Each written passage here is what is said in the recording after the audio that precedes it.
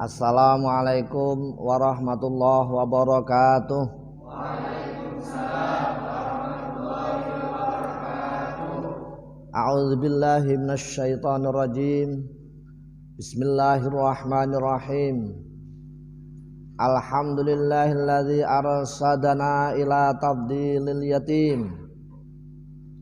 Wassalatu wassalamu ala nabiyyil yatim wa ala alihi wa ashabil mujahidina li islahil yatimi waddin min yaumina hadza ila yaumiddin, amma ba'du. Qala Allah ta'ala fi kitabil karim, a'udzu billahi minasy syaithanir rajim, bismillahirrahmanirrahim. Ara'aital ladzi yukadzibu bid-din fadzalikal ladzi yad'ul yatima wa la yahuddu 'ala ta'amil miskin. Saudara yang saya hormati, ayat ini menjelaskan tentang ara'aital ladzi yukadzibu bid-din. Bukankah kau tahu siapa orang yang yukadzibu bid-din, membohongi tentang masalah agama? Fadzalikal ladzi yad'ul yatim, mereka adalah orang-orang yang tidak pernah peduli terhadap anak yatim. Anak yatim itu adalah anak yang ditinggal mati orang tuanya laki-laki. Itu yatim. Kalau yang ditinggal mati kedua orang tuanya namanya yatim piatu. Kalau yang ditinggal mati ibunya yang mati, maka itu disebut dengan piatu. Yatim adalah anak yang ditinggal mati orang tuanya. Ujian yang terberat orang memberikan pelayanan terhadap anak yatim adalah dibutuhkan kesabaran. Di mana kesabaran ini menjadi ujian yang akan meningkatkan derajat orang-orang yang benar-benar bersama anak yatim. Hampir semua orang-orang yang selalu memperhatikan baik orang tuanya, kakeknya, mbahnya, saudaranya yang punya tanggungan anak yatim, kemudian ia memperhatikan, maka dia akan mendapatkan kesuksesan baik di dunia maupun akhirat. Bahkan anak yatim rata-rata kalau satu orangnya sungguh-sungguh, mukhlisnya benar, mendidik agamanya benar, rata-rata adalah orangnya sukses semuanya. Itu rata-rata. Orang yang meninggalkan malah justru sebaiknya bisa bangkrut, bisa sengsara, bisa menjadi orang yang terpuruk baik dalam masalah ekonomi maupun dalam masalah yang lainnya.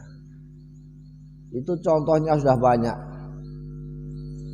Orang-orang yang sukses kadang-kadang malah justru dimulai dari posisi dia sebagai anak yatim. Rasulullah sendiri adalah anak yatim. Sejak mulai bayi beliau sudah tidak mempunyai ayah. Bahkan tidak lama kemudian ibunya juga meninggal menjadi yatim piatu. Tapi Allah menghendaki yang lain. Allah menghendaki bahwa Muhammad adalah menjadi contoh utama kesuksesan yang berangkat dari anak yatim. Anak penggembala domba, anak buruh dari berdagang. Oleh sebab itu maka keluarga, termasuk kalau saya contohkan keluarga saya, ibu saya belajari persis dengan apa yang diceritakan dalam Kanjeng Nabi tersebut. Saya dulu dibelajari bagaimana mengembala kambing, bagaimana ngingu kambing, bagaimana berdagang, bagaimana buruh di pasar. Sudah pernah saya alami. Tapi alhamdulillah dengan kesungguhan orang tua, kehati-hatian orang tua, maka alhamdulillah semuanya anak yang laki-laki bisa baca kitab, bisa ngaji kitab kuning, dan semuanya anak yang perempuan bisa hafal Al-Quran semuanya. Jadi 6 anak yatim semuanya, tapi alhamdulillah saya bersyukur bahwa itu kesuksesan. Benar apa yang dikatakan oleh Rasulullah Shallallahu Alaihi Wasallam mengatakan, ana wa kafilul yatim fil jannati hakadha. Ana wa kafilul yatim fil jannati hakadha. Wa asyara bisababah wal wusta. Kata Nabi mengatakan, ana, saya, dan orang yang meramut, orang yang selalu mengurusi urusannya anak yatim seperti ini di surga. Diisyaratkan berdampingan sama kanjeng Nabi. Berdampingan diisyaratkan sababah, yaitu jari tangan, kemudian wusta itu adalah jari yang tengah, hakaza, kata kanjeng Nabi.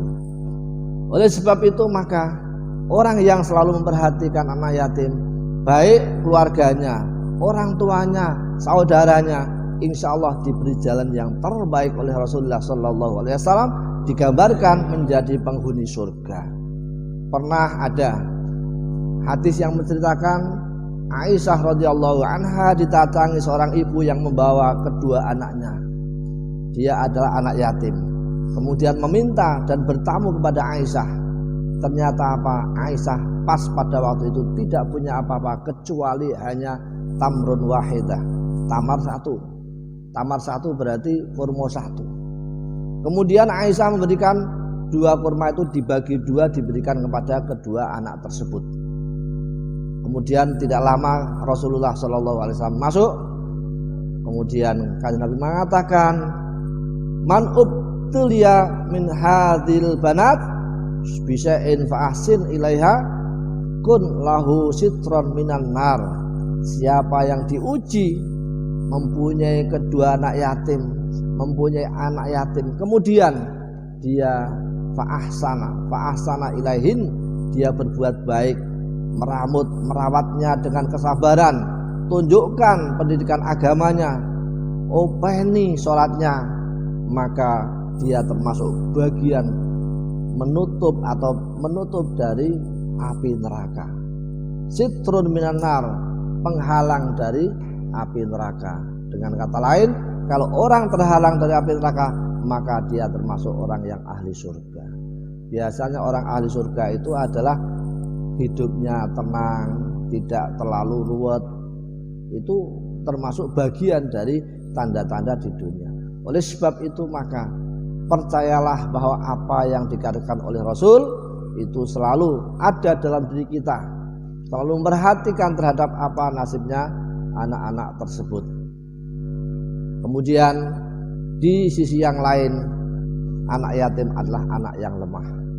Anak yatim adalah anak yang selalu hidupnya pas-pasan. Biasanya seperti itu. Oleh sebab itu maka percaya bahwa kehidupan yang lemah itu sebetulnya akan menjadikan pemicu untuk bersemangat untuk menjadi orang yang sukses, karena bahwa hal yang semacam ini adalah merupakan doa dari Rasulullah Sallallahu Alaihi Wasallam. Mudah-mudahan kita yang masih punya ayah, ibu, punya saudara lengkap, banggalah bahwa kekuatan lahir dan batin Anda tercukupi. Tapi jangan lupa, seandainya di tetangga dan lingkungan kita ada anak yatim, arahkanlah pendidikannya, ajaklah pendidikan yang baik menuju pada pendidikan agama yang terjaga. Jangan malah justru anak yatim malah pendidikan agamanya ditinggalkan. Ini adalah salah besar. Mudah-mudahan kita termasuk orang yang peduli dan memperhatikan terhadap nasib orang-orang yang kurang mampu atau orang-orang lemah seperti itu. Demikian, mudah-mudahan ada baik dan manfaatnya. Saya akhiri wal afu minkum. Assalamualaikum warahmatullahi wabarakatuh.